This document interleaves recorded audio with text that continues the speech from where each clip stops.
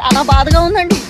నా పాలు నేను ఇంట్లో కూర్చొని కొట్టు మోసం తింటుంటే బాబోరు ఫోన్ చేసి, ఒరే పవర్ రేంజరు లడ్డు మ్యాటర్ చాలా స్లోగా నడుస్తుంది, నువ్వు వెళ్ళి ప్రెస్ మీట్ పెట్టి అర్జెంట్ రానన్నాడండి.